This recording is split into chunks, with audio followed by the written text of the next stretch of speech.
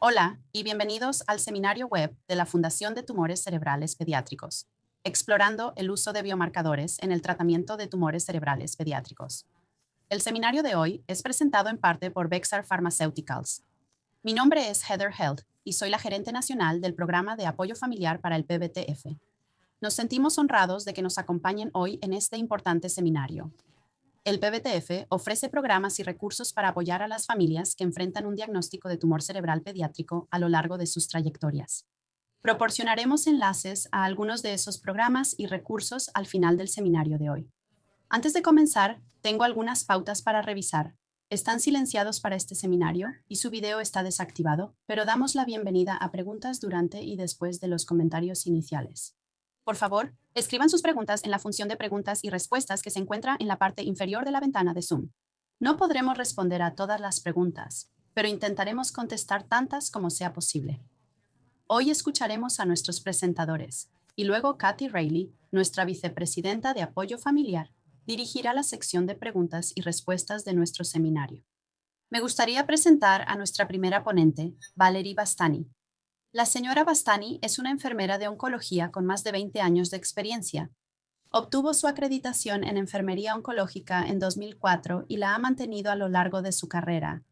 Valerie trabaja como educadora de enfermería oncológica en el equipo de medicina de precisión de Bayer Healthcare Pharmaceuticals.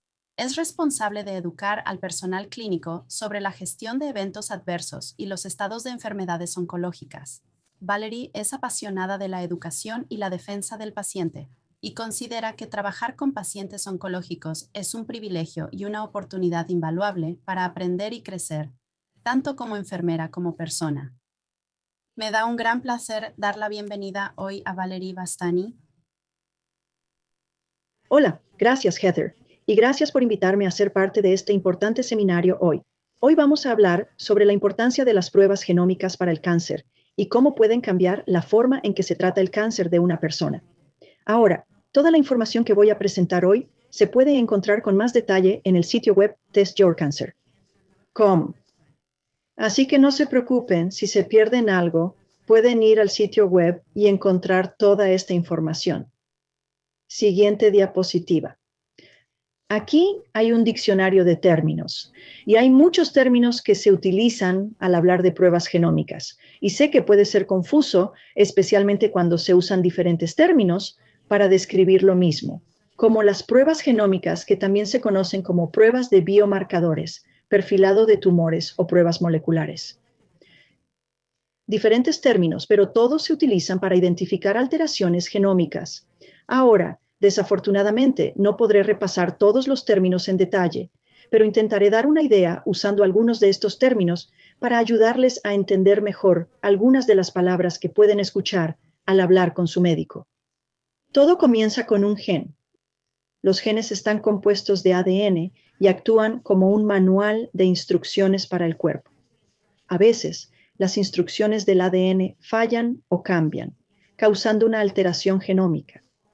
Esta alteración puede llevar al cáncer, así que cuando hablamos de alteraciones genómicas, es importante saber que hay diferentes tipos de alteraciones, como mutaciones adquiridas, biomarcadores, mutaciones genéticas y fusiones de genes, solo por nombrar algunas. Las pruebas genómicas para el cáncer se utilizan para identificar cualquier alteración o cambio único en el ADN dentro de una célula cancerosa. Cuando se encuentran alteraciones, pueden decirnos cómo se comporta un tumor y qué lo hace crecer. Y uno de los métodos de prueba utilizados para identificar alteraciones genómicas se llama secuenciación de próxima generación o pruebas NGS. Cuando se encuentra una alteración genómica accionable, podría posiblemente coincidir con una terapia dirigida aprobada por la FDA, diseñada para tratar esa alteración específica. O podría coincidir con un estudio clínico que está investigando una terapia para esa alteración específica. Eso es lo que hace que una alteración genómica sea accionable, que puede haber una terapia aprobada o un ensayo clínico para esa persona. Otro tipo de prueba con la que pueden estar familiarizados es la prueba genética. Ahora, la prueba genética es diferente de la prueba genómica. Mientras que la prueba genómica busca alteraciones en las células cancerosas, la prueba genética busca rasgos heredados que se transmiten de padres a hijos, generación tras generación. Y la prueba genética se utiliza para determinar si alguien tiene un mayor riesgo de desarrollar cáncer debido a un rasgo heredado. Siguiente diapositiva. La ciencia ha demostrado que algunos cánceres son impulsados por alteraciones genómicas. Estas alteraciones pueden causar el crecimiento y la propagación del cáncer. Y estos cánceres pueden ocurrir en cualquier parte del cuerpo. No hay límites sobre dónde se pueden encontrar estos cánceres. Y la prueba genómica es la única manera de encontrar si existen alteraciones genómicas en un tumor. Siguiente diapositiva. Hay varios tipos de alteraciones genómicas que pueden ocurrir en ciertos tumores sólidos, como KRAS, HR2, BRAF, EGFR-FR, ALK, RAS1 y NTRK. Ahora, la fusión del gen NTRK es un tipo de alteración genómica y esta alteración ocurre cuando un gen NTRK normal se rompe y se fusiona con un gen no relacionado, creando una fusión del gen NTRK. Y es la creación de esa fusión lo que le da al gen NTRK el potencial de causar cáncer. Ahora, aquí en azul están diferentes tumores sólidos y la frecuencia con la que se pueden encontrar fusiones del gen NTRK. En ciertos cánceres pediátricos, la frecuencia de fusión del gen NTRK puede estar entre el 10 y el 100%. Siguiente diapositiva. Hemos hablado sobre la importancia de las pruebas genómicas para identificar alteraciones genómicas reales en general. Pero cuando miramos los cánceres pediátricos, aproximadamente el 50% de todos los cánceres pediátricos tienen alteraciones genómicas potencialmente dirigidas. En cuanto a las fusiones del gen NTRK en cánceres pediátricos, aquí pueden ver diferentes tipos de tumores listados y la frecuencia de posibilidad de encontrar una fusión del gen NTRK. Por ejemplo, el fibrosarcoma infantil, del 91 al 100% de esos bebés pueden tener una fusión del gen NTRK. El nefroma mesoblástico congénito, del 83 al 92% de los pacientes, el cáncer de tiroides papilar, el 26% de los pacientes, y el glioma de alto grado, el 10% de los pacientes. Es muy importante que se identifique a cada paciente con una alteración genómica accionable. Siguiente diapositiva. ¿Por qué es importante la prueba genómica para el cáncer? Es importante porque la prueba genómica es un paso crucial en un diagnóstico. Proporciona una imagen más precisa del cáncer individual de un paciente. Y hasta el 49% de los pacientes que se someten a pruebas genómicas se encuentran con una alteración genómica accionable. Así que para estos pacientes podría haber una terapia aprobada o un ensayo clínico disponible para ellos. Actualmente, más de 100 terapias dirigidas están aprobadas por la FDA, con muchas más en desarrollo. Estos números, aunque representan el porcentaje de pacientes que al ser evaluados tienen alteraciones accionables, cuando piensas en la cantidad de terapias dirigidas ahora disponibles para pacientes con cáncer, estos números representan esperanza. Cuando comparas donde estábamos hace apenas 10 años con las terapias dirigidas y lo que está disponible hoy, puedes ver los grandes avances que se han hecho en el desarrollo de terapias dirigidas. Esto ofrece nueva esperanza a muchos pacientes que en el pasado pudieron haber tenido opciones de terapia limitadas. Siguiente diapositiva. Veamos los beneficios de la medicina personalizada en el cuidado del cáncer. La medicina personalizada o de precisión utiliza la composición genómica individual de una persona para entender su cáncer específico, qué está impulsando el tumor y cómo tratarlo mejor. La medicina de precisión ayuda a mover el tratamiento más allá de un enfoque único de la medicina tradicional, donde el tratamiento se basa únicamente en la ubicación del tumor de un paciente. Así que la medicina de precisión trata a los pacientes basándose en su composición genómica única, sin pruebas genómicas, podrías estar perdiendo una pieza importante del rompecabezas al decidir el mejor plan de tratamiento para el paciente. Siguiente diapositiva. Entonces, ¿cómo iniciar una conversación con un médico? Sé que a veces nos resulta difícil iniciar conversaciones con los médicos. No siempre sabemos exactamente por dónde empezar, pero es importante recordar que eres un socio con tu médico en tu cuidado y siempre está bien abogar por ti mismo y por tu hijo. Encuentro que lo que me ayuda es escribir una lista de preguntas antes de ir a ver al médico. Me ayuda a mantenerme enfocado y puedo asegurarme de que todas mis preguntas sean respondidas antes de salir de la oficina ese día. Aquí hay algunas preguntas de ejemplo para ayudarte a iniciar una conversación con tu médico sobre las pruebas genómicas. Preguntas como: ¿cuáles son los diferentes tipos de pruebas genómicas? ¿Cree que debería recibir una prueba de cáncer genómica? ¿Cómo pueden los resultados cambiar nuestro plan de tratamiento? Todas estas son preguntas importantes para ayudarte a comenzar esa conversación con tu médico. Siguiente diapositiva. Sé que nuestra charla de hoy ha sido breve y es solo el comienzo de una conversación más amplia, pero te animaría a visitar el sitio web testyourcancer.com para obtener una lista completa de las preguntas que acabamos de ver y para aprender más sobre cómo las pruebas genómicas de cáncer pueden guiar tu viaje de tratamiento. Ha sido un placer compartir esta información contigo hoy y te agradezco mucho por tenerme aquí. Y Heather, te lo devuelvo a ti. Muchas gracias, Valerie, por sentar esa base para nosotros hoy mientras pasamos a nuestros próximos ponentes. A medida que continuamos, me gustaría presentar a nuestra próxima ponente, la doctora Cristina Coleman, quien hablará sobre el estado actual de los biomarcadores en el diagnóstico y tratamiento de tumores cerebrales pediátricos. Cristina Coleman es una neurooncóloga pediátrica en los hospitales UCSF en Oakland, en San Francisco. Ella es originaria de Montreal, Canadá, pero completó su formación médica en los UU, con su residencia en pediatría en Tufts y su beca en hematología y oncología pediátrica en el Hospital Infantil UCSF, Oakland. Sus intereses incluyen aumentar el acceso a ensayos clínicos para todos los niños, terapias dirigidas molecularmente y el seguimiento a largo plazo de pacientes tratados por tumores cerebrales pediátricos. También es madre de 2 hijos. Doctora Coleman, le cedo la palabra ahora. Muchas gracias por tenerme hoy. Estoy muy contenta de estar aquí hablando sobre este importante tema. Y también durante el mes de concienciación sobre tumores cerebrales. Escuchamos algunos antecedentes sobre qué son los biomarcadores. Pero hoy, durante mi charla, voy a hablarles un poco más desde el punto de vista de un médico que trata a niños con tumores cerebrales sobre cómo estamos utilizando estos biomarcadores en la clínica hoy en día. Así que siguiente diapositiva.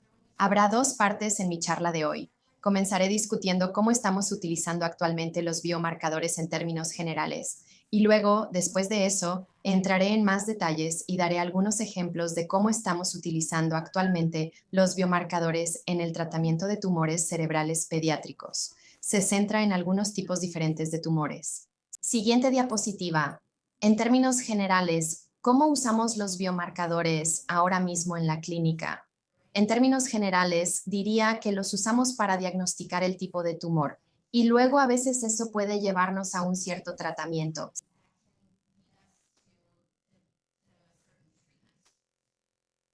Sé que muchos de ustedes han pasado por esto, pero solo como una visión general, cuando un niño llega con un nuevo diagnóstico de un tumor cerebral, primero obtenemos imágenes y luego eso a menudo lleva a una cirugía.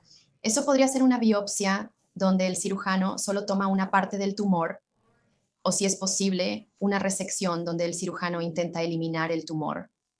Una vez que tenemos una parte del tumor, ese tejido se somete a pruebas especializadas y un médico llamado patólogo examina el tejido y realiza pruebas especiales para darle un nombre a ese tumor, lo cual es realmente importante para ayudarnos a determinar cuál es el mejor tratamiento.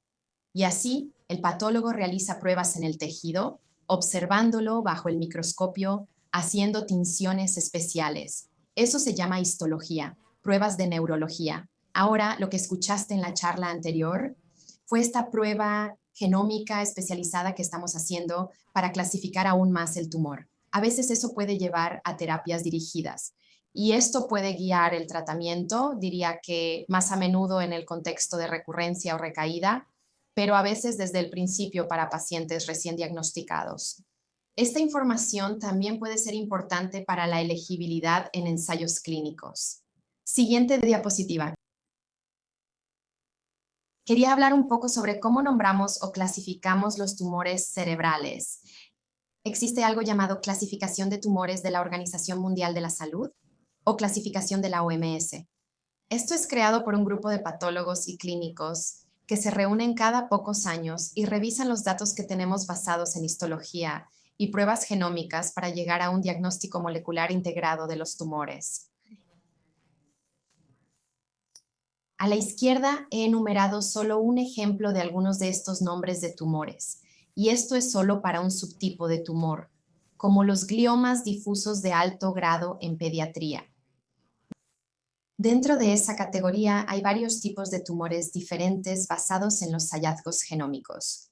La clasificación más reciente de la OMS salió el año pasado y basada en nueva información que estamos obteniendo de pruebas genómicas, identificaron 22 nuevos tipos de tumores, 13 tipos que tenían terminología revisada o nuevos nombres, y luego 3 tipos que solían ser subtipos y ahora son su propia categoría.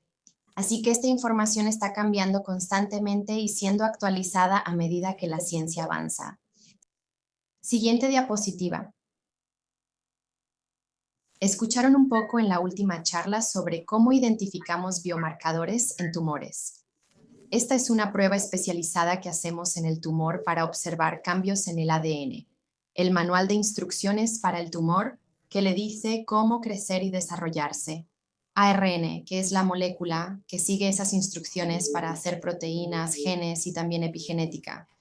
Esos son cambios que pueden alterar qué proteínas se producen, afectan la expresión génica para activar y desactivar genes sin realmente tener cambios en los genes. Esos son todos diferentes tipos de pruebas que pueden identificar esos cambios.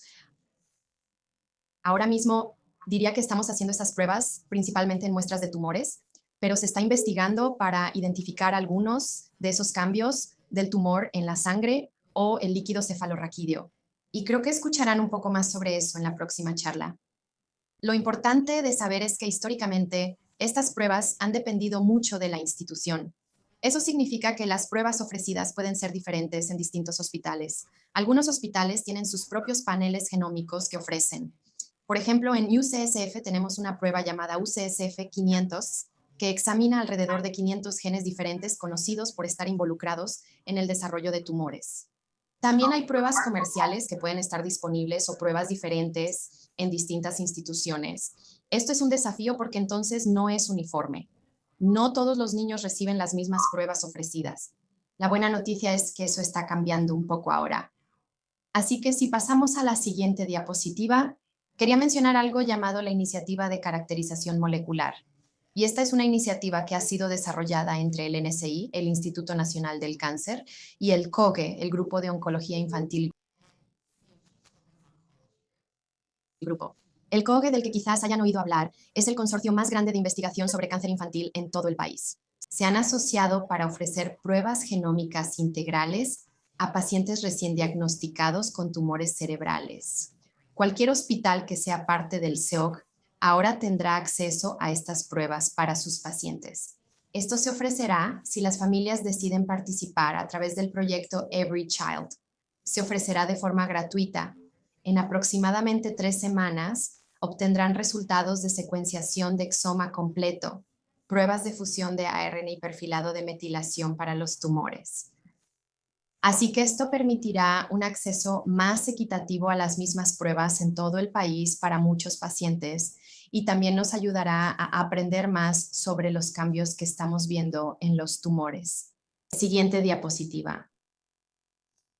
Así que hemos escuchado sobre cómo nuestro conocimiento está evolucionando constantemente en la clasificación de tumores cerebrales, cómo los estamos nombrando más específicamente, pero ¿cómo aplicamos este conocimiento para hacer una diferencia en el tratamiento de pacientes con tumores cerebrales? Así que siguiente diapositiva. Ahora hablaré sobre algunos tipos diferentes de tumores y daré algunos ejemplos de cómo estamos usando este conocimiento para tratar a los niños. Así que, en primer lugar, en el glioma pediátrico de bajo grado, que es el tipo más común de tumor cerebral que vemos en niños, esto representa aproximadamente 1/3 de los tumores cerebrales en pediatría. Y en general, este es un grupo heterogéneo de tumores. Hay algunos tipos diferentes de tumores dentro de los gliomas de bajo grado. En general, la supervivencia es excelente, pero la morbilidad puede ser significativa. Eso significa que los efectos secundarios del propio tumor o del tratamiento pueden ser una enfermedad crónica, realmente. Tradicionalmente, el pilar del tratamiento ha sido la cirugía, si es posible, y luego, si se necesita más tratamiento, quimioterapia tradicional. Quimioterapia. Así que lo que quiero decir con quimioterapia tradicional o convencional son medicamentos que generalmente se administran por vía intravenosa y que atacan a todas las células que están creciendo y dividiéndose rápidamente. Eso puede causar efectos secundarios en células normales que también crecen rápidamente, como el cabello o el intestino, causando pérdida de cabello, náuseas, vómitos o conteos sanguíneos bajos. Siguiente diapositiva. Al realizar pruebas genómicas en gliomas de bajo grado, encontramos que hay una vía principal que está activada o cambiada en este tipo de tumor, y esa es la vía MAP quinasa o MAPK. En el lado derecho mostré un pequeño gráfico de cómo se ve esa vía. Pueden ver en azul los diferentes nombres de genes que pueden cambiarse en este tipo de tumor. Y en verde les están mostrando algunos medicamentos diferentes que existen para atacar algunos de esos cambios. Así que tenemos algunos medicamentos disponibles comercialmente que pueden dirigirse a algunos de los cambios dentro de esto. Uno de los cambios más comunes que vemos están en BRAF, algo llamado fusiones de BRAF, algo que se ve comúnmente. Se han realizado pruebas principalmente en el contexto de recurrencia o recaída, utilizando inhibidores de MEK, algo como selumetinib, para atacar esta vía en pacientes pediátricos con glioma de bajo grado. En el lado izquierdo hay un gráfico de uno de los ensayos donde usaron un inhibidor de MEK para pacientes que habían tenido terapias previas, pero que tuvieron recurrencia o crecimiento de su tumor. La línea 0 representa el tamaño del tumor cuando los niños comenzaron el ensayo, y cada barra representa a un paciente diferente con un tumor cerebral. Si la barra sube por encima de la línea 0, muestra que el tumor creció, y si baja, indica que el tumor se redujo en cierta cantidad. Puedes ver que en este ensayo la mayoría de los pacientes experimentaron una reducción de su tumor. Esto ha llevado a estudios en curso sobre el uso de estos medicamentos, no solo en casos recurrentes, sino ahora también en el tratamiento inicial. Estamos tratando de entender si el uso de estos inhibidores dirigidos en glioma de bajo grado es equivalente o tal vez incluso mejor que usar quimioterapia convencional, y esos ensayos están en curso ahora. Así que esa es una pregunta que todavía se está planteando. Siguiente. Quería dar un ejemplo de una paciente que tratamos con un glioma de bajo grado. Esta es una niña que tenía un glioma de bajo grado en su vía óptica, los nervios detrás de sus ojos. Puedes ver en estas imágenes, estamos mirando su cerebro desde arriba. Sus ojos están al frente. Luego, esa parte más clara detrás de sus ojos es el tumor. Cuando su tumor regresó, se sometió a una cirugía para intentar eliminar parte de él. Luego hicimos pruebas genómicas especializadas en el tumor y encontramos que tenía una mutación en BRAF llamada BRAF BOA600E. Tenemos un medicamento disponible para atacar eso, que le administramos, y eso llevó a la reducción y estabilidad de su tumor. El desafío es que cuando dejamos de administrar ese medicamento, el tumor vuelve a crecer. Así que todavía hay desafíos en entender la duración óptima del tratamiento, qué sucede si los tumores desarrollan resistencia y los efectos secundarios a largo plazo de estos medicamentos. Siguiente diapositiva. Cambiando un poco de tema, también quería hablar sobre los gliomas de alto grado. Cuando observamos estos tumores específicamente, vimos que los bebés tendían a hacerlo un poco mejor que algunos de los niños mayores con estos mismos tumores en general. Y se han realizado muchas pruebas moleculares en los tumores cerebrales de los bebés y se encontró que parecen estar activados a través de una vía llamada RTK o tienen alteraciones en esa vía, por lo que es una vía diferente a la que hablamos en el glioma de bajo grado. Y eso se caracteriza por cambios en biomarcadores. Escuchamos sobre NTRK, que es uno de ellos, pero también cambios en ROS y MET. La larotrectinib es un medicamento aprobado por la FDA para tumores con fusiones en TRK. y hay ensayos clínicos en curso ahora para observar el uso del larotrectinib en gliomas de alto grado recién diagnosticados con estos cambios. Así que, de manera similar a lo que hablamos con los gliomas de bajo grado, tenemos algunos datos sobre el uso de estos en tumores recurrentes, pero todavía estamos tratando de entender su uso en pacientes recién diagnosticados. Siguiente diapositiva. Quería dar un ejemplo de un paciente que tratamos. Este es un bebé nacido con un glioma híbrido en su médula espinal. Puedes ver esa área blanca y engrosada en su médula espinal en el primer tumor. Comenzó con quimioterapia regular y luego cuando las pruebas genómicas mostraron una fusión entérica. Comenzamos con el inhibidor específico dirigido y tuvo una respuesta completa. No significa que todos los pacientes responderían de esa manera, pero este paciente sí lo hizo. Ya no tiene un tumor evidente en sus imágenes. Ahora es una niña de 2 años corriendo y está muy bien. Siguiente diapositiva. Desafortunadamente, hay algunos objetivos que aún siguen siendo elusivos o desafiantes. Uno de ellos es la categoría de tumor llamada glioma difuso de línea media, o DIPG. Es otro término que podrías haber escuchado para esto.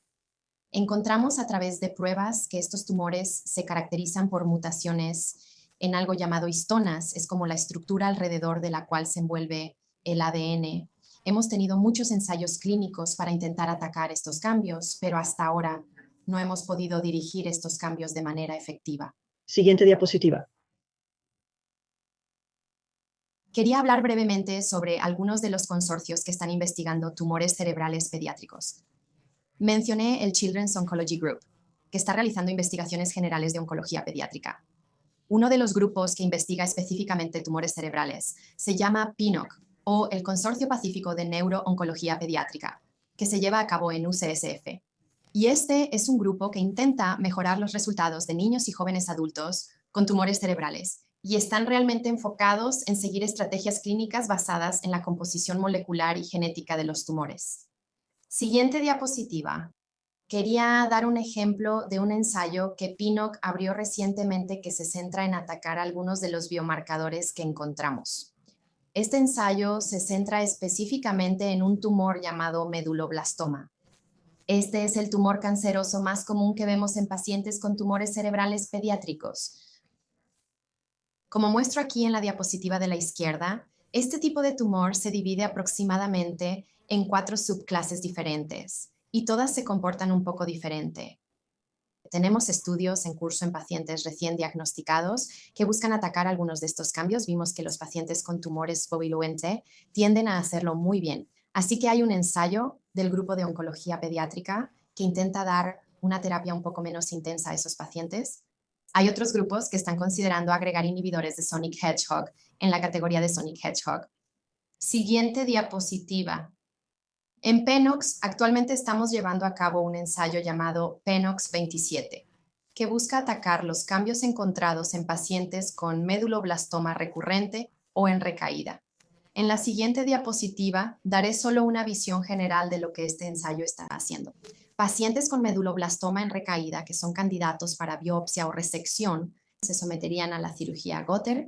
El tejido tumoral se toma para un análisis genómico completo y cribado de medicamentos para intentar identificar los mejores tratamientos para ese paciente específicamente. Y luego un comité de tumores se reúne para proporcionar estas recomendaciones. Ese es solo un ejemplo de cómo estamos utilizando biomarcadores en un protocolo de investigación actual. Siguiente diapositiva. En conclusión, creo que hemos demostrado que los biomarcadores son realmente esenciales en el diagnóstico de tumores del sistema nervioso central pediátrico. Tenemos algunas terapias que existen o están en desarrollo para atacar estos cambios, pero realmente necesitamos más investigación para entender la duración óptima y los efectos a largo plazo de estas terapias dirigidas. Creo que hay esperanza de que podamos refinar mejor la protección de los biomarcadores mediante medidas menos invasivas, así que no solo cirugía cerebral, sino tal vez sangre o líquido cefalorraquídeo, y usar estos biomarcadores para predecir y seguir la respuesta al tratamiento. En general, si entendemos la biología, tenemos un régimen de medicamentos efectivo y podemos administrarlo con éxito. Espero que marquemos una diferencia en el resultado de los tratamientos pediátricos. Gracias.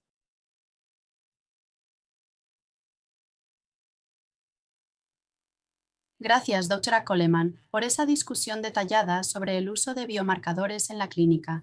Encontré especialmente interesante la iniciativa de caracterización molecular del NCI. Me gustaría ahora presentar a nuestros últimos ponentes, los doctores Jack Wadden y Carl Coucheman. Jack Wadden es un investigador postdoctoral en el laboratorio Coucheman en la Universidad de Michigan. Jack es un ingeniero en computación capacitado que ahora se enfoca en aplicar sus habilidades de diseño de sistemas y programación al desarrollo de diagnósticos rápidos, fáciles de realizar y rentables para cánceres pediátricos. La investigación actual de Jack se centra en el desarrollo de biopsias líquidas FAS de sangre accesibles para diagnosticar tumores cerebrales pediátricos y rastrear con precisión la respuesta del tumor al tratamiento. El doctor Carl Kochman es un neurooncólogo pediátrico en el Departamento de Pediatría y un investigador principal de un laboratorio independiente de neurooncología pediátrica translacional. El laboratorio Kochman está explorando los mecanismos moleculares por los cuales las mutaciones recurrentes en el polioma pediátrico de alto grado y el glioma difuso de la línea media promueven la formación de tumores y afectan la respuesta al tratamiento. El doctor Kochemin ha diseñado estudios correlativos para múltiples ensayos clínicos que incorporan el uso de terapias dirigidas molecularmente para pacientes pediátricos con tumores cerebrales. Ahora le cederé la palabra al doctor Quashman. Gracias, Heather. Es realmente emocionante ser parte de este panel hoy y agradezco a aquellos de ustedes que se unieron. Estamos realmente emocionados de presentar parte de esta investigación, que de hecho está directamente respaldada por PBTF y proviene de experimentos que se están realizando utilizando muestras de pacientes. Así que también estamos muy agradecidos con las familias que han contribuido al trabajo que está ayudando a futuros pacientes, ¿no? Así que pasando de la charla de Cristina, que es donde estamos ahora, especialmente en términos de estándar de atención y avanzando el campo molecularmente, mi laboratorio está pensando unos pasos adelante y en lo que podría ser el futuro del cuidado para los niños. Mi trabajo se centra específicamente en el glioma difuso de la línea media, pero mucho de lo que estamos haciendo podría ser relevante para cualquier tumor cerebral pediátrico. Siguiente diapositiva. Así que solo para orientarnos, y Cristina habló de esto hasta cierto punto, pero solo para asegurarnos de que todos estemos en la misma página. El glioma difuso de la línea media es un diagnóstico que ha surgido en los últimos 5 años. El tumor obviamente ha existido por más tiempo que eso, pero los patólogos ahora lo llaman glioma difuso de la línea media. Si tienes un glioma de alto grado en el tálamo, tronco cerebral o médula espinal que ha sido biopsiado y está en una de esas estructuras de la línea media, la mayoría de esos tumores llevan esta mutación H3K27M, que sabemos es una mutación característica de estos tipos de tumores y una que tiene implicaciones para el pronóstico del tumor y cada vez más para tratamientos y ensayos clínicos. Así que es una mutación muy importante para probar en cualquier tumor de la línea media.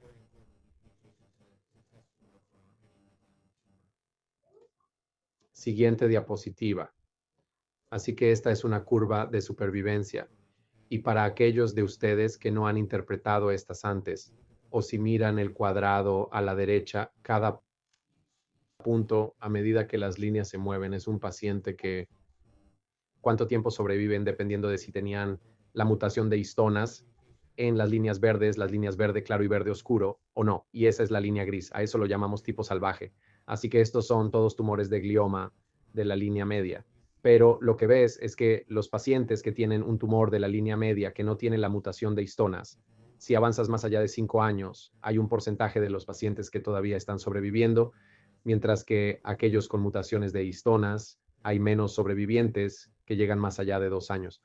Así que sabemos que como campo tenemos mucho espacio para mejorar las terapias que están disponibles. Siguiente diapositiva. Uno de los problemas que tenemos para el glioma de la línea media, así como realmente, honestamente, para cada tumor cerebral, es que nuestros pacientes son manejados en la clínica casi exclusivamente basados en los resultados de su resonancia magnética. Obviamente, los clínicos consideran cómo está el paciente clínicamente, pero la resonancia magnética tiene un peso tan grande. como algunas familias o clínicos que están en esta llamada pueden haber experimentado, a menudo las resonancias magnéticas llevan una cantidad significativa de incertidumbre de que habrá un hallazgo, y no está tan claro si el hallazgo representa que un tumor está creciendo o que hay hinchazón de una terapia previa como la radiación. Siguiente, adelante, avanza. Así que este es un ejemplo de dos casos donde se ven relativamente similares. Hay una mancha blanca, que es lo que llamamos realce de contraste en la resonancia magnética, pero a la derecha, ese paciente continuó teniendo el tumor creciendo. A eso lo llamamos progresión verdadera, mientras que a la izquierda, eso fue lo que llamamos pseudoprogresión. Significa que el paciente tenía edema o hinchazón de algo de una radiación previa. Y así encontramos esta lesión en la resonancia magnética, pero el paciente no continuó teniendo el tumor creciendo. Y es muy difícil para los radiólogos y clínicos poder ver la diferencia. Siguiente diapositiva. Así que una de las cosas que Cristina mencionó y en la que Jack y yo vamos a profundizar es si podemos usar muestras líquidas de pacientes sin necesidad de someterlos a un procedimiento neuroquirúrgico para poder entender en tiempo real si el tumor está respondiendo o no al tratamiento, y a esto se les llama biopsias líquidas. Y en el contexto del cáncer en general se ha avanzado mucho en simplemente tomar muestras de sangre de pacientes que tienen tumores o leucemia en el cuerpo. Pero para los tumores cerebrales, sabemos que el ADN que se filtra de los tumores, que es lo que buscamos en la biopsia líquida, se encuentra muy raramente o en cantidades muy pequeñas en la sangre. Así que para los tumores cerebrales, nuestro grupo y otros han demostrado que el ADN que se filtra de los tumores está realmente enriquecido en el líquido cefalorraquídeo. Ese es el líquido que se produce en el cerebro y recubre el cerebro y la médula espinal. Y es realmente un espacio donde, si puedes tomar una muestra, ya sea a través de una punción lumbar o mediante algún acceso ventricular en la parte superior del cerebro, podemos encontrar el ADN del tumor. Estamos tratando de averiguar qué información podemos obtener cuando obtenemos esas muestras. Adelante, avanza. Este es uno de nuestros primeros pacientes en los que probamos esto. Era un paciente con DIPG cuyo tumor tenía la mutación, la H3K27M, y el paciente estaba siendo sometido a la colocación de una derivación donde este neurocirujano estaba colocando un tubo en el ventrículo para aliviar la presión. Y así el líquido cefalorraquídeo se estaba desechando y enviamos ese líquido cefalorraquídeo a nuestro laboratorio y pasamos mucho tiempo desarrollando un ensayo donde pudimos evaluar el ADN en cada una de estas gotitas, aquí usando esta máquina llamada PCR digital de gotas. Las gotitas verdes son pequeñas gotas que están llenas de muestra de este paciente que solo tenía el tipo salvaje o el gen de histona normal, y las gotitas azules son las que tienen la mutación.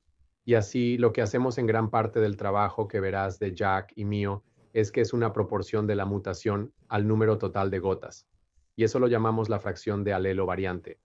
Y es básicamente el porcentaje de ADN en esa muestra de líquido cefalorraquídeo o cualquier muestra líquida que lleva una mutación. Siguiente diapositiva. Así que comenzamos a sentirnos cada vez más capaces de tener la viabilidad de encontrar esto en el líquido cefalorraquídeo. Pero para el glioma de alto grado no es parte del estándar de atención recolectar líquido cefalorraquídeo realmente en absoluto. Tal vez al inicio algunos de nuestros pacientes reciben una punción lumbar, pero de lo contrario no. Y eso es diferente para diferentes tipos de cánceres. Así que para el meduloblastoma, las punciones lumbares se hacen con más frecuencia, o para la leucemia, donde las punciones lumbares se hacen más regularmente. Así que las clínicas de oncología pediátrica tienen la infraestructura para recolectar líquido cefalorraquídeo y tienen una idea de cuándo es seguro hacerlo y cuándo no. Pero como no hemos tenido una razón para hacerlo clínicamente, no hay nada que hagamos con los resultados que afecte la terapia. No es un procedimiento que se realice. Construimos un protocolo para que los pacientes PSTs se inscriban en un protocolo de fase 1 que se estaba realizando en múltiples sitios. En un brazo de este ensayo de fase 1, preguntamos a las familias si estarían dispuestas a someterse a la recolección de líquido cefalorraquídeo en 3 momentos, al inicio antes de comenzar el tratamiento, y después del segundo ciclo cuando hicimos la resonancia magnética, y a los 6 meses cuando hicimos una tercera resonancia magnética. Y en todos los casos, estos eran pacientes que estaban siendo sedados para su resonancia magnética, así que hicimos el procedimiento, pero el paciente obviamente no lo experimentó, y encontramos que esto era factible en aproximadamente el 80 al 85% de las visitas de pacientes donde lo solicitamos, y no tuvimos problemas de seguridad. Siempre examinamos al paciente antes de la resonancia magnética para asegurarnos de que no hubiera preocupaciones, de que clínicamente las cosas estuvieran cambiando, que harían que la punción lumbar fuera de alto riesgo. Adelante, siguiente diapositiva. Así que este es el resultado de eso, y esta es una diapositiva grande y ocupada con muchos datos, y solo intentaré asegurarme de que puedas entender los puntos más importantes. Todos los puntos azules son muestras de líquido cefalorraquídeo de pacientes con esta mutación de histona, y los puntos naranjas en el segundo gráfico son muestras de plasma, es decir, de muestras de sangre. Pudimos encontrar la mutación de histona en el 100% de nuestras muestras de líquido cefalorraquídeo y en aproximadamente el 90% de nuestras muestras de plasma, del 90 al 95%.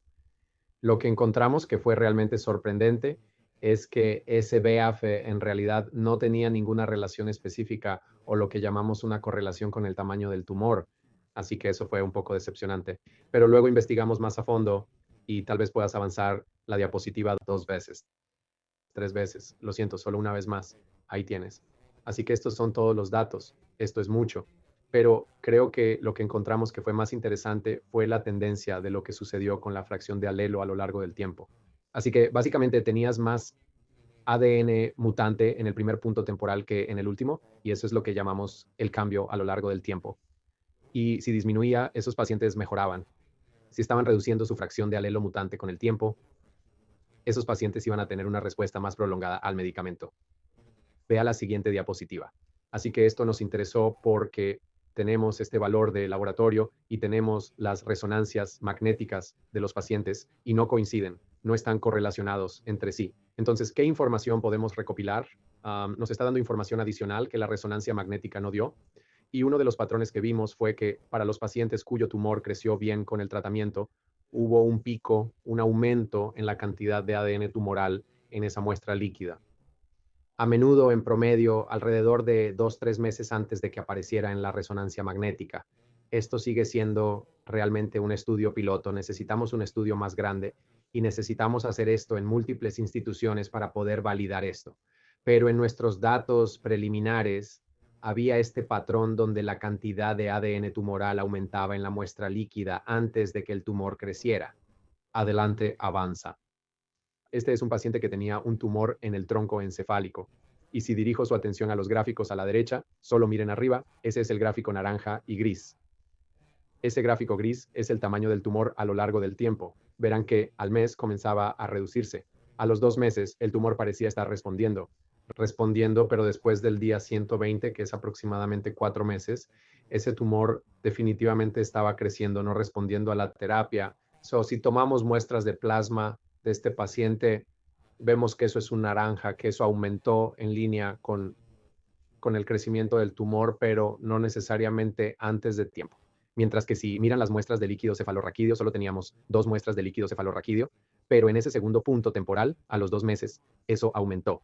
Esa fracción alélica, esa cantidad de ADN tumoral, aumentó antes de que al mismo tiempo el tumor parecía estar reduciéndose, pero era, para este caso, evidencia temprana de que el tumor estaba en camino de crecer. Estamos viendo nuevamente más casos para poder confirmar que esto es consistente en múltiples pacientes y un conjunto de datos mucho más grande. Pero aquí, este es un ejemplo donde nos dio algo de información antes de la resonancia magnética. Pasemos a la siguiente diapositiva. Aquí hay un ejemplo de lo contrario. Hablamos de este problema de la pseudoprogresión, donde el tumor crece en la resonancia magnética, el tamaño del tumor, pero no estamos seguros si es el tumor realmente creciendo o si es esa pseudoprogresión donde la radiación está causando hinchazón. Si miran el gráfico, verán que esa línea gris que aparece alrededor de los 100 días, ese era el tumor aumentando de tamaño, pero solo habían pasado 6 meses desde la radiación y no estábamos seguros de que fuera el tumor creciendo frente a esa pseudoprogresión. Mantuvimos al paciente en terapia y efectivamente, si miran su tumor gris, tuvo una respuesta muy prolongada que aún continúa hasta el día de hoy con este medicamento ANK201. Y si miran su fracción alélica en plasma, solo disminuye durante ese mismo tiempo.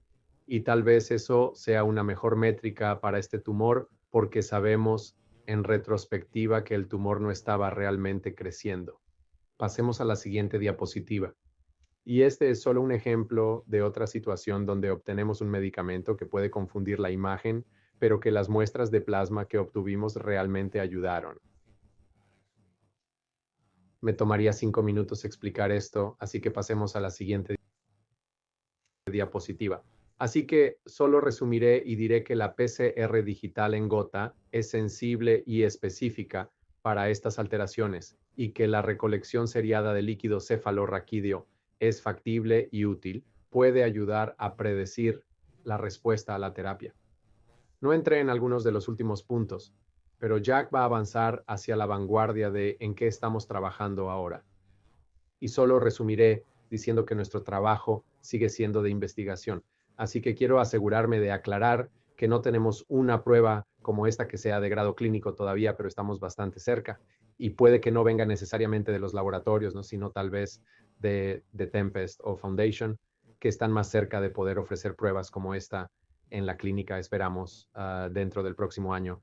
Mientras que las cosas en mi laboratorio son todas a través de estudios de investigación hasta la fecha, no las estamos ejecutando solo para lo clínico. Jack, te dejo continuar. Gracias, Carl. Hola a todos, soy Jack Watton, soy un becario postdoctoral en el laboratorio Cauchemen. Como mencionó Carl, trabajo en la vanguardia en el lado investigativo de mejorar muchos de nuestros ensayos de biopsia líquida, pero con el enfoque de reducir su costo, mejorar su velocidad y precisión para que podamos ser más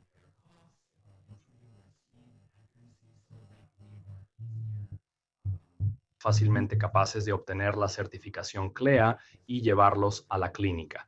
Siguiente diapositiva. Así que Carl describió este resultado realmente emocionante que vimos en algunos pacientes, donde a partir de estas muestras líquidas, tanto de plasma o sangre como de líquido cefalorraquídeo, tal vez podamos predecir o hacer un mejor trabajo al ver lo que está sucediendo en la biología subyacente del tumor, que es la resonancia magnética. Estábamos usando esta máquina llamada PCR digital en gota o máquina ddPCR para tomar estas mediciones. Pero hay algunos inconvenientes con esta máquina que hacen difícil expandirla a otras enfermedades o incluso llevar esta prueba individual a la clínica. Un problema es que es un seguimiento de un solo objetivo. Nuestro ensayo fue validado y se centró solo en esta mutación H3K27M. Pero, por supuesto, como hemos estado escuchando, hay muchas otras mutaciones que podrían ser de interés dependiendo del tumor subyacente particular. Y uno pensaría, oh, solo diseñen un montón de ensayos para todos estos diferentes tipos de mutaciones.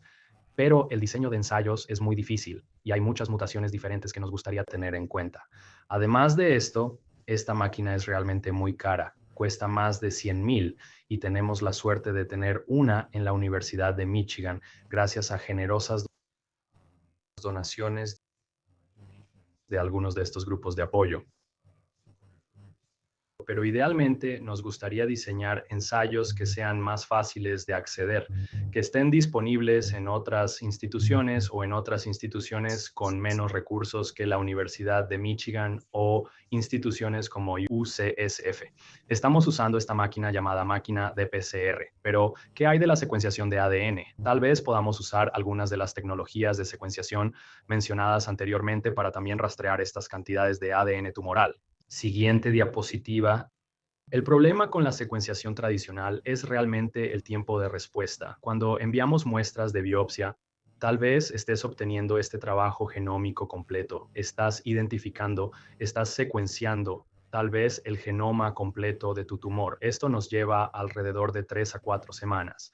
Creo que el tiempo de respuesta más rápido que he visto es de aproximadamente una semana, 7 a 8 días. Pero esto es inaceptable en un entorno de seguimiento. Realmente queremos que cuando el paciente esté visitando y la familia esté escuchando, tengamos respuestas en ese momento, al igual que con la resonancia magnética. Entonces, la secuenciación tradicional nuevamente mejora algunos de los inconvenientes del dPCR, pero aún tiene estos enormes obstáculos. Además de eso, son extremadamente costosos, al igual que la máquina de PCR. Así que, nuevamente, menos accesible para una prueba rápida o diagnóstico. Siguiente diapositiva.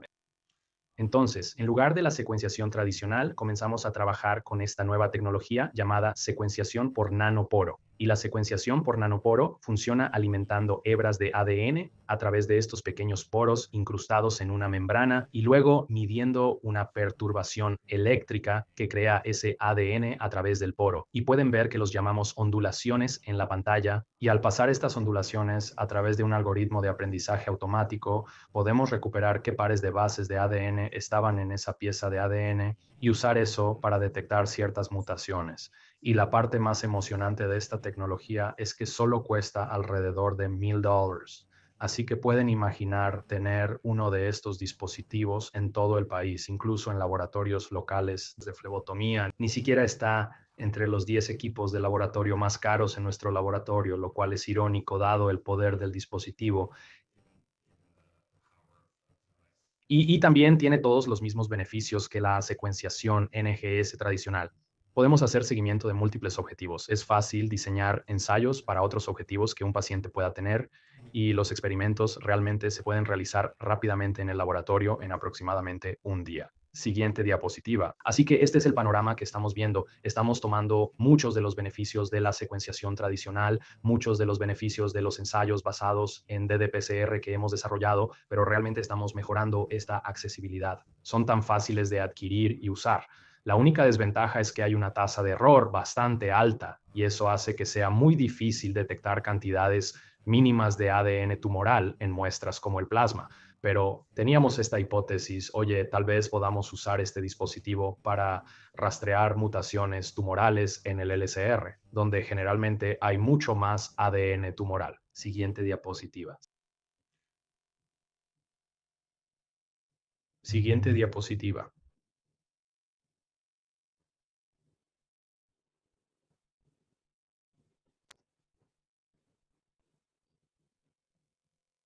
¿Todavía pueden escucharme?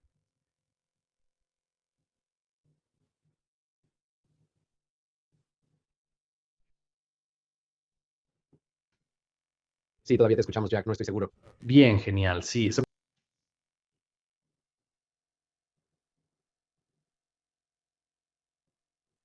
¿Pueden ver las diapositivas? Ya no puedo ver ninguna diapositiva. Creo que están, sí, están regresando. Oh, ya veo, bien, genial.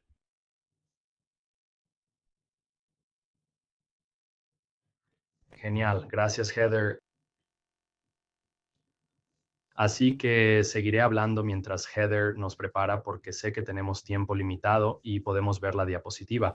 Pero la doctora Amy Brusek tuvo esta idea de que podríamos usar este dispositivo de nanoporo para medir fracciones alélicas, nuevamente, ese contenido tumoral en el líquido cefalorraquídeo, usando este dispositivo de nanoporo. Y no solo un objetivo, el HDK2, sino múltiples objetivos. Entonces, las preguntas de investigación que nos hacíamos eran: ¿es esta alta tasa de error un obstáculo? ¿Esto va a causar algunos problemas? Y la respuesta es no. La señal destacaba claramente, así que eso fue realmente emocionante. Y también podemos detectar múltiples mutaciones en el LCR, y la respuesta es sí. Y en este gráfico a la derecha pueden ver que el azul es la medida del tamaño del tumor y el naranja son las señales que estamos obteniendo de múltiples mutaciones diferentes que se encontraron en el tumor de este paciente. Y pueden ver que en promedio todos siguen una tendencia descendente con el tamaño del tumor, pero las señales individuales tienen diferentes formas y tamaños. Así que esto realmente está motivando el seguimiento de múltiples objetivos en lugar de un solo objetivo, para ayudarnos a comprender mejor y averiguar qué está sucediendo con el tumor al combinar esto con resonancias magnéticas de estas muestras líquidas. Siguiente diapositiva. Así que algunos de mis primeros trabajos al llegar fue tomar el trabajo de prueba de concepto de Amy y mejorarlo. Entonces, el trabajo original se anunciaba como el mismo día. Sí, el mismo día. Eran 12 horas, pero es un día largo.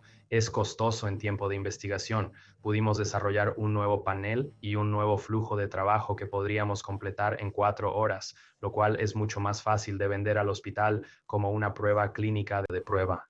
Amy estaba mirando un número limitado de objetivos. Todavía tenía que diseñar estos objetivos para un paciente en particular, pero eso no es lo más fácil de hacer por paciente.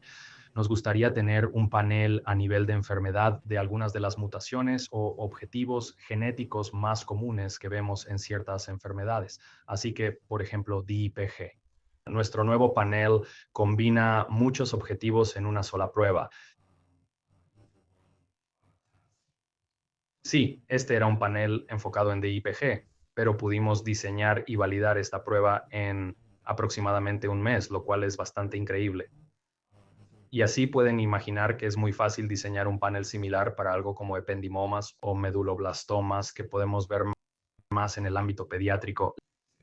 La siguiente diapositiva, ¿no? Así que tuvimos la oportunidad de usar este panel en un estudio de caso. Fue un ejemplo perfecto del poder de este panel. Tuvimos un paciente que llegó donde su tumor nunca fue secuenciado, se sometieron a una biopsia, pudieron recuperar tejido, pero todo ese tejido tuvo que ser utilizado para histología y diagnósticos tradicionales, porque ese es simplemente el estándar de atención. No tenían suficiente tejido sobrante de la biopsia para enviarlo para la secuenciación del genoma completo. Sabíamos que este paciente era positivo para esta mutación H3K27M a través de otras pruebas estándar, pero decidimos, oye, lancemos este panel al líquido cefalorraquídeo del paciente para ver si no solo podemos recuperar y confirmar este diagnóstico H3, sino también qué más podemos encontrar. Diseñamos este panel de IPG, por lo que idealmente recogeríamos algunas de las mutaciones más comunes y pudimos tanto confirmar ese diagnóstico como encontrar 4 mutaciones limitadas que no eran conocidas. Y todavía no tenemos resultados de secuenciación de este paciente. Puede que nunca tengamos resultados, por lo que es difícil confirmar que estas son reales. Pero esto fue una prueba bastante emocionante de concepto. Y además de eso, solo tomó alrededor de 4 horas con pocos recursos. Y la siguiente diapositiva, sé que se nos está acabando el tiempo, pero parte de mi nuevo enfoque ahora es alejarme de las pruebas de líquido cefalorraquídeo y realmente tratar de habilitar esta prueba del Santo Grial a partir de la sangre. El líquido cefalorraquídeo nuevamente tiene una señal muy alta. Es una fuente excelente de todos estos biomarcadores, pero como mencionó Carl, generalmente tenemos que sedar a los pacientes para realizarlo, especialmente en pediatría. Los niños son generalmente más pequeños, por lo que obtenemos menos LCR y por eso es un recurso muy, muy valioso en el laboratorio cuando lo obtenemos. Así que no es ideal de muchas maneras, tanto para los pacientes como para la investigación, trabajar con él. Preferiríamos trabajar con plasma. El problema con el plasma es que hay una cantidad tan pequeña de ADN tumoral que termina en la sangre del paciente que realmente necesitamos una precisión extrema para resolver esa señal en un mar de errores. Y este dispositivo de nanoporo desafortunadamente tiene una tasa de error bastante alta. Siguiente diapositiva. Así que gran parte de mi trabajo, nuevamente, esto es como investigación académica, pero gran parte de mi trabajo gira en torno a cómo mejorar la precisión de la secuenciación de nanoporo sin comprometer el tiempo o el costo para habilitar estos diagnósticos basados en plasma. Y la metodología que estamos usando es el uso de concatenadores. Así que generalmente cuando secuencias con el nanoporo, una hebra de ADN pasa por el poro y no tienes la oportunidad de volver a leerla. Puedes imaginarte leyendo un libro, te pones perezoso, hojeas una oración, no leí eso correctamente, puedes volver al principio de la oración y releer para corregir tus propios errores. No puedes hacer eso aquí. Así que estamos diseñando ensayos que en realidad tienen múltiples copias de la información original, pero a medida que ese ADN fluye a través del poro, obtenemos múltiples oportunidades para hacerlo bien. Y usando bioinformática en el backend, podemos reducir la tasa de falsos positivos de este dispositivo de aproximadamente 1.5% a 0.05%. Y esa es la gran noticia, porque ese es el nivel de precisión que necesitamos alcanzar para habilitar esta prueba para plasma. Así que eso es todo. Siguiente diapositiva. Así que este es el presente. Estamos en el umbral de habilitar este futuro donde estos dispositivos de nanoporo realmente van a obtener lo mejor de ambos mundos para las pruebas. Siguiente diapositiva. Y yo, Carl, quisiera agradecer a todos nuestros patrocinadores, incluyéndome a mí, especialmente a la Fundación de Tumores Cerebrales Pediátricos, por mi apoyo directo. Apoyo, así que gracias.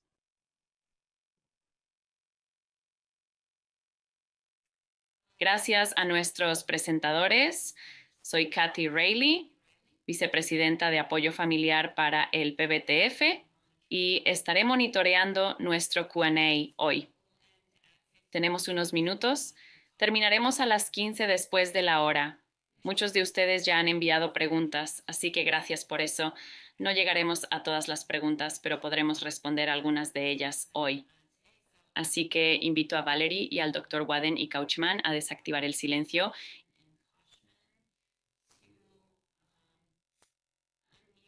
y dejarnos ver sus caras. Primero que nada, gracias a cada uno de ustedes. Mientras escuchaba esto, es una discusión tan rica y con múltiples capas. Mi primer pensamiento desde la perspectiva de la familia del paciente es que estoy tan agradecida. Hay personas inteligentes como todos ustedes luchando por nuestros niños. Es más significativo de lo que puedo expresar. Gracias. Gracias por el excelente trabajo que están haciendo a menudo detrás de escena para nuestros niños y familias. Les agradecemos por eso. Quiero comenzar brevemente. Valerie, mencionaste la parte de la defensa de esto y que las familias son a menudo los mejores defensores para obtener las pruebas necesarias. ¿Podrías comenzar para las familias presentes cristalizando para nosotros quizás una o dos preguntas importantes con las que la familia debería estar equipada para pedir pruebas genómicas?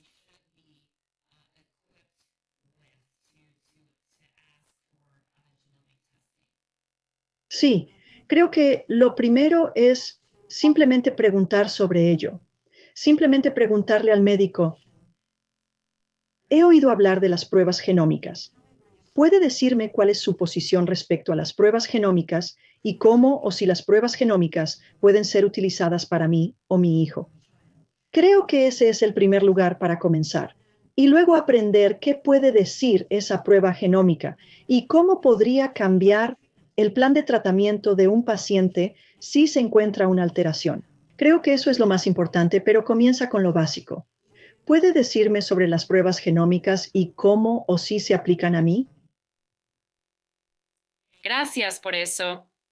También recibimos una pregunta y doctor Coleman, creo que me dirigiré a usted para esto y ciertamente doctor Couchman y Wadam, siéntanse libres de intervenir también. Esto fue respondido en esta última hora, pero creo que vale la pena hablar de ello. La pregunta llegó temprano y es, ¿los tumores benignos aún necesitan tener pruebas genómicas? Claro, esa es una gran pregunta. Y yo diría que sí, creo que cuando hablamos de tumores cerebrales en niños, la distinción entre benigno y canceroso, aunque existe, es un poco menos importante porque incluso un tumor benigno puede crecer y causar problemas. Así que es importante para nosotros entender qué está impulsando ese crecimiento tumoral, para pensar en qué opciones tenemos para abordar eso. Eso es genial, gracias. Luego, para el doctor Waterman y Kochemin, recibimos una pregunta sobre alguien que ha tenido una biopsia líquida comercial.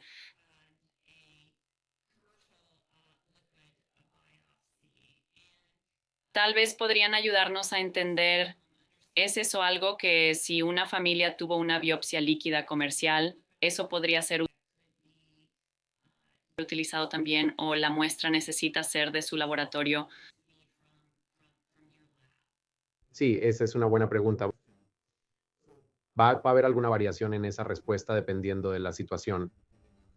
En este momento, el estado de las pruebas comerciales es que muchas de las pruebas no están necesariamente basadas en tumores cerebrales pediátricos. Son paneles que están basados en la mayoría de los cánceres, que son cánceres de adultos, y simplemente están expandiendo esos paneles. Y a veces hemos visto algunos resultados donde sabemos que faltan las alteraciones de interés. Y creo que eso mejorará con el tiempo, pero es una pregunta que debes hacerle a tu oncólogo al interpretar esos resultados. ¿Realmente probaron las importantes? Una pregunta interesante que ha surgido cada vez más es sobre un tumor en la línea media, donde un neurocirujano pudo haber recomendado una biopsia y una familia pudo haber estado dudosa. ¿Podrías usar los resultados de una biopsia líquida para la inscripción en ensayos y realmente depende del ensayo. Mayormente no todavía, pero creo que la próxima ola podría ser más permisiva.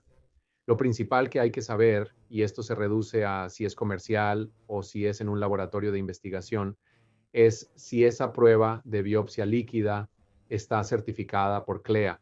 Y esto lleva a toda una discusión en sí misma, pero es la forma más establecida de saber que cualquier prueba patológica, ya sea de conteo sanguíneo o electrolitos o la forma en que se secuencia tu tumor, se realiza de manera reproducible y está acreditada. Y así, para muchos laboratorios, incluido el nuestro trabajo es de investigación y no está certificado por CLEA, y probablemente no querrías tomar los resultados y tomar decisiones clínicas basadas en ellos.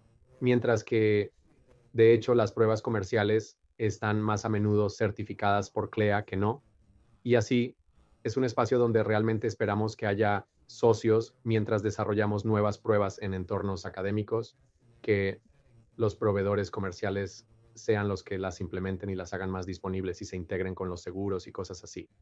Pero es un área donde tenemos estos datos emocionantes y sin embargo probablemente todavía esté fuera del alcance para el uso clínico en este momento para la mayoría de nuestros pacientes, con raras excepciones.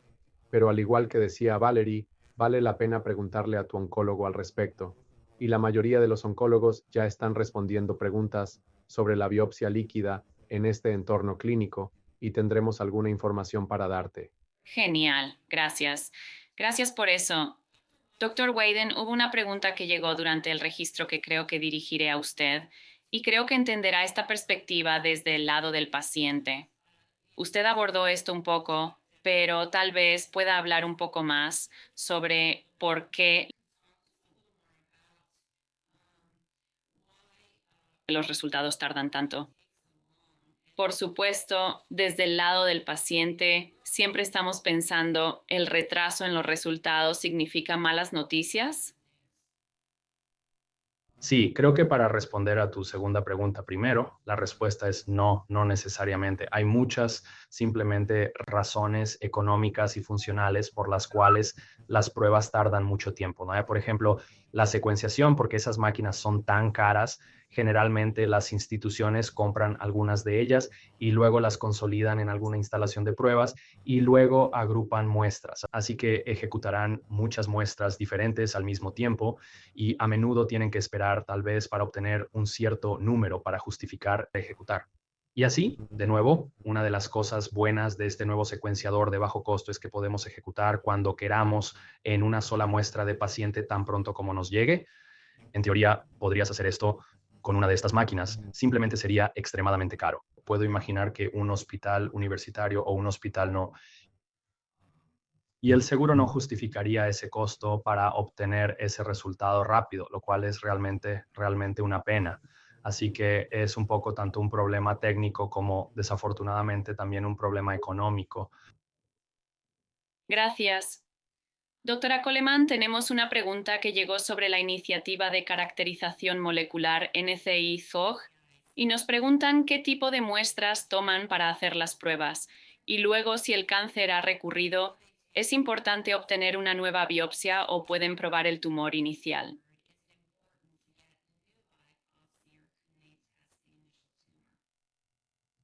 Esta prueba en este momento se está realizando en pacientes recién diagnosticados y están utilizando muestras del tumor para hacer la prueba del tumor. Así que no realmente las biopsias líquidas en este punto de las que hemos estado hablando.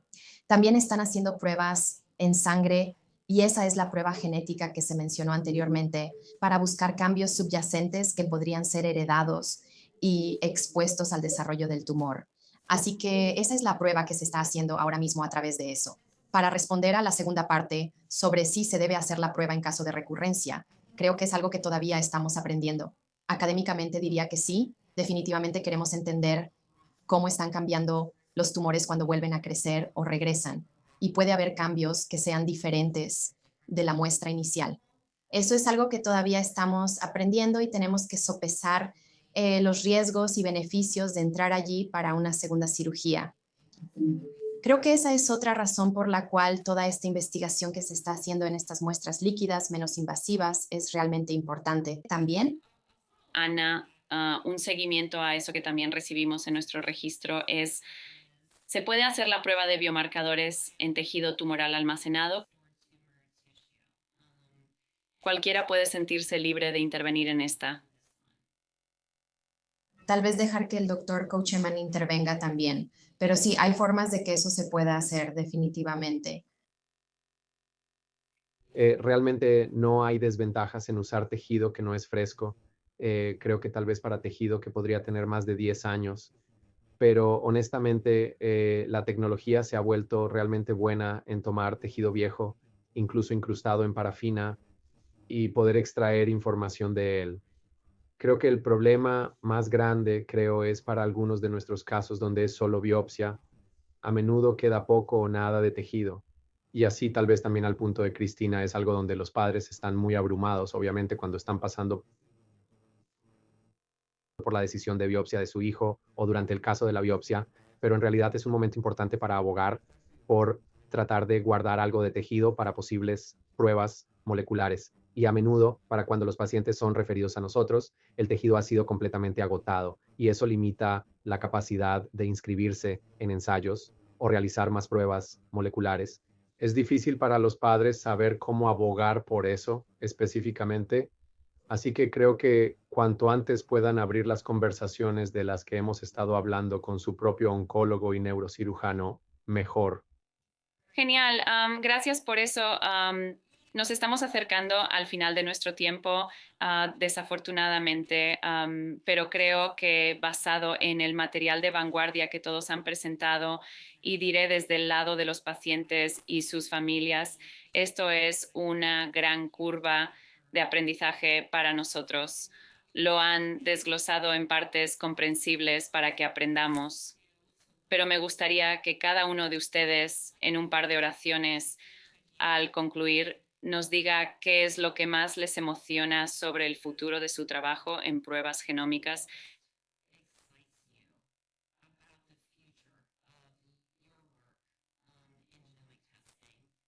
Siéntanse libres de comenzar cualquiera de ustedes, pero me encantaría escuchar a cada uno de ustedes mientras concluimos el seminario web de hoy.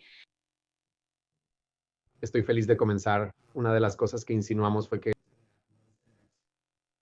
el líquido cefalorraquídeo realmente nos está permitiendo aprender cosas sobre el tumor y creemos que debería ser parte del cuidado rutinario para la mayoría de los tumores cerebrales en los próximos años.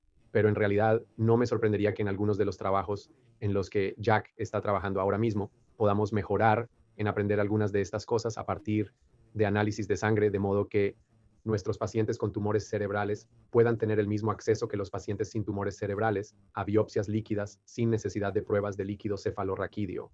Y solo tengo que pensar que dentro de unos años, tal vez 5 años, estaremos en un lugar donde podamos monitorear rutinariamente dónde está el tumor solo con un análisis de sangre, tal como hacemos con los conteos sanguíneos. Desafortunadamente, sé que para las familias que están pasando por la batalla ahora mismo, esto necesita suceder antes, pero creo que eso sucederá dentro de la década. Agregaré que además de lo que aprendemos a través de pruebas y medidas menos invasivas, mi esperanza es que realmente podamos no solo mejorar la supervivencia de los pacientes, sino también su calidad de vida, idealmente ofreciendo algunas de estas terapias más específicas. Y a medida que aprendemos sobre ellas y sus efectos secundarios, poder mejorar la vida de estos niños y familias que atraviesan estos diagnósticos. Sí, y seguiré con lo que dijo el doctor Coleman. Las terapias dirigidas que se están desarrollando son algo tan emocionante para los pacientes. Sabiendo de dónde venimos y hacia dónde vamos, es un momento emocionante para los pacientes. Ofrece tanta esperanza.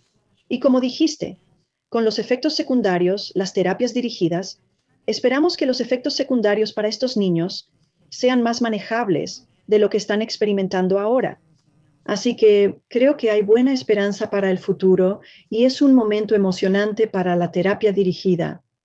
Sí, y brevemente, solo quiero decir que las pruebas sean menos costosas y más ubicuas y accesibles. Eso es algo en lo que estoy trabajando, pero creo que eso es extremadamente importante porque existimos en una burbuja aquí en estos hospitales universitarios. Estas instituciones muy ricas en recursos. Así que con suerte podemos democratizar un poco estas pruebas más. Sí, gracias. Gracias a cada uno de ustedes por esos excelentes pensamientos. Esta es una pregunta que alguien hizo. ¿Sería posible enviar una pregunta para que se responda más tarde? Y sí, por favor. Tendremos alguna información de contacto para el BTF. Si su pregunta no fue respondida hoy y es urgente y desea enviarla a nosotros, estaremos encantados de hacérsela llegar a nuestros presentadores. Así que creo que agregaré gracias. Le pedí a Jen que compartiera nuestras diapositivas nuevamente. Desafortunadamente, hemos llegado al final de nuestro tiempo. Juntos, quiero agradecer a Valerie Bestani de allí, al Dr. Coleman, Waden y Toshman por su tiempo hoy, por compartir su rico material y experiencia con nosotros. También quiero agradecerles a ustedes, nuestros asistentes, por su participación y preguntas reflexivas. Y finalmente agradecer a Bayer Pharmaceuticals por su apoyo al mes de concientización sobre tumores cerebrales para el PBTF y para el seminario web de hoy. Estaremos enviando a los que se registraron un enlace a la grabación del seminario web y les enviaremos una parte de las diapositivas a la dirección de correo electrónico con la que se registraron. Verán en esta diapositiva que la Fundación de Tumores Cerebrales Pediátricos tiene varios recursos listados aquí para ayudarles en su viaje con el tumor cerebral, incluyendo nuestra guía de recursos de supervivencia, el programa de mentoría de pares y, por supuesto, la serie de seminarios web en la que todos han participado hoy. Se puede encontrar más información en los enlaces que ven aquí. Luego, nuestra diapositiva final, la Fundación de Tumores Cerebrales Pediátricos, está aquí para ayudar. No importa dónde se encuentren en su viaje, por favor, contacten a nuestro equipo de apoyo familiar en el PBTF si hay algo más que podamos hacer para ayudarles. Gracias a todos. Este fue un gran seminario web y esperamos verlos en otro de estos seminarios web pronto. Gracias.